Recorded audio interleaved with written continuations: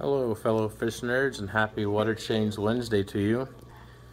Finally revealing to you the Tanks for Teachers tank of my coworker, thanks to Bob from Steedfod Aquatics.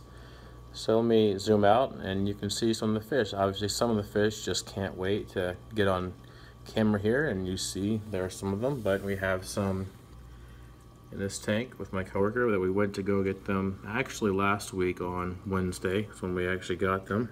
See some green cories. You've already seen some albino cories make a cameo appearance. There's one on the back. One was rather active towards the top, as cories do. You've probably also already noticed the neon tetras. My coworker likes them a lot. They're full of color, and she I told her she can probably get some more fish now, and this is one that's definitely on her list that she wants to get more of. And then you probably just noticed the German blue ram. I have a story about him in just a little bit, and then I did add her daughter wanted some fancy guppies, so there's one, two, I think there's 2 or 3 in here. I know there's those 2, but I'm pretty shocked with how much that one right there is colored up. Just in the week that it's been in here, it's gotten even more colorful since I've taken him out of my bachelor pad tank. Just really nice colors. Looking quite happy in here. Corey's seem to be pretty happy. My coworker was saying that she was pretty shocked that none of the fish died when we brought them home from the local fish store last week.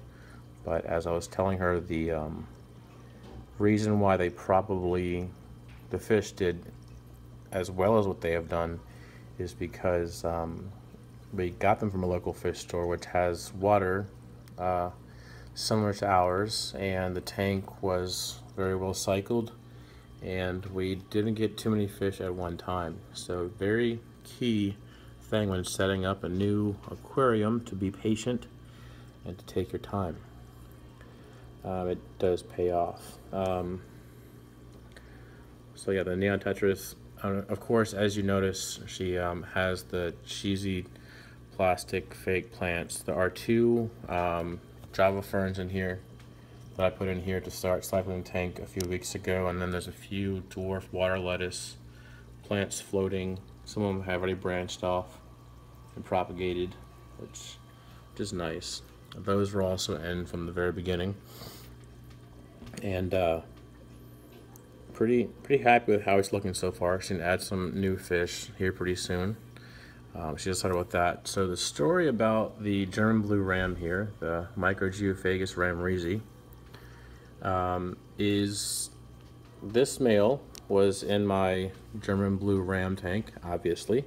I'll post a link to that video right here, where I was asking you all last Water Change Wednesday, what can I do to get them breeding? Well, I was talking to the guys in Click and Fish, and to Adam C. Aquatics. By the way, link to their store is down below, and I'll put a link to Adam C. Aquatics channel right here, top right corner as well. I was talking to them, and they said, well, one way you can get the rams to breed is by taking out the male, the other male, so that the male that you want to breed does not have any competition, and he's just left in there with a choice of the 2 females. And then eventually, once the females, once the dominant one becomes obvious and they start breeding, then take the other female out. So, and then at which time I will put her in here. The entire time I've had plans to put the German blue rams in this tank because my coworker wants pretty fish, and I can't think of a prettier small fish than a German blue ram. And then she was worried about them breeding and making babies. I was like, trust me, if they breed and have babies, I will take the babies and raise them. Don't worry about that one bit. I would love to have some German blue ram babies. So I started with him, and interesting to notice is that he is much more colorful since he's been taken out of my German blue ram tank, since yesterday actually. It's quite a noticeable difference from how he's improved in color from in just about 24 hours. It's become much more bright and colorful, and his fins look nicer and he just seems like a happier fish. So I guess it's because he's not being picked on by the other more dominant male German blue ram. So pretty happy to see that. The cories, as you see, are very active, as cories are. Coworker said she's pretty content with the number of cories that she has. She does like to watch them swim around and go up and down like we're used to seeing cories do. And that one, there's the one that's been hanging up at the top.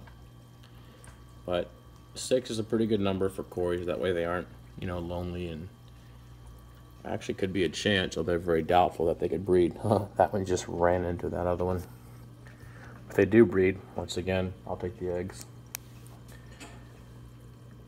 And the guppies are from out of the bachelor pad, and I just got some new guppies from a former student. Her dad raises guppies and betas, and she brought me some blonde guppies, and got her to come and take pictures of the guppies that I have from the bachelor pad and the female tank. And I said, you can have whatever you want in here, so just take the picture home, show your dad, and let me know what you want. You can bring it home. So probably going to start getting out of guppies here pretty soon, because they're taking up valuable tank space that could be filled with shrimp.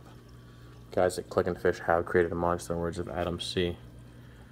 Hope that Corey's doing all right back there. Oh, the German blue ram wants to make an appearance there.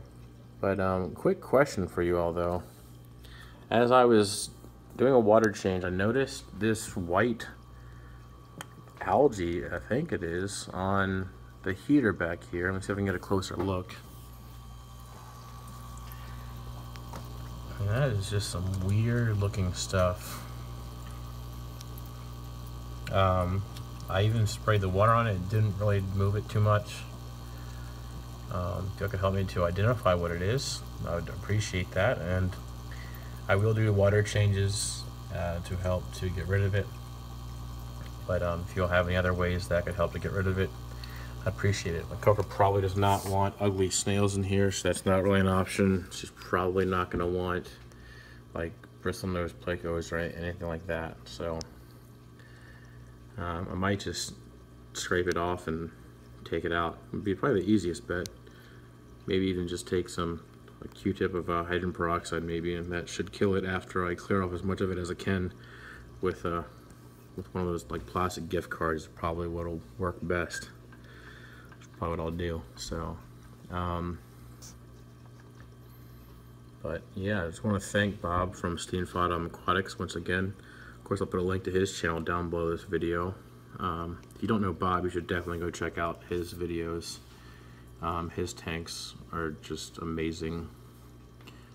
Really like his breeding for profit videos. But also, next step for this tank is some more tetras and maybe some other types of fish that are pretty, that will get along with the rest of these fish. And the next step after that is to get rid of these fake plastic plants here and replace them with live plants. And I think I have just the right plant that my coworker will like. So be sure to stay tuned for an update of that after I add those plants in, because I think she'll like that a lot. They're not going to just be, you know, some sad looking Java fern like that or some boring Java moss. So be sure to stay tuned for that update. And she's going to keep the mermaid, because if I never get that back, I would definitely be happy about that. And sadly enough, I do have more fake plastic plants from when I set up my daughter's glowfish tank, but I took them out of there and she hasn't noticed, so I'm not going to argue about that.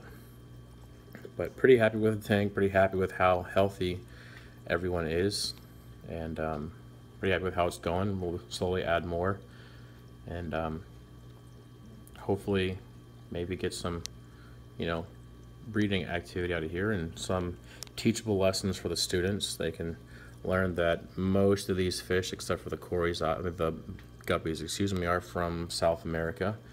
Actually, one day when I walked to my coworker's classroom, she was teaching her class about the country of Brazil, and I was like, well, you know, most of the fish that you're getting are from the Amazon, like the neon tetras are from the Amazon, which is in Brazil.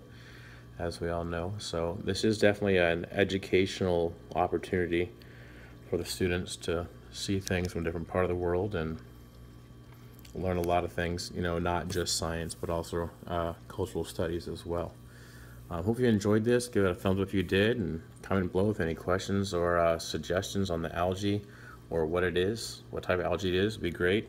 And any suggestions for tank makes to add here? Captain Spicy, sorry, no bull sharks. And let me know what you think. What should be added, or what type of plant you think I'll add. And you know, I've always got to have a teaser. I've always got to leave you hanging. Got to have a cliffhanger at the end. So be sure to subscribe and turn on notifications. So click that bell so you can be notified when I do post the planted update of this tank. And hope you enjoyed it. So stay tuned and stay fishy, people.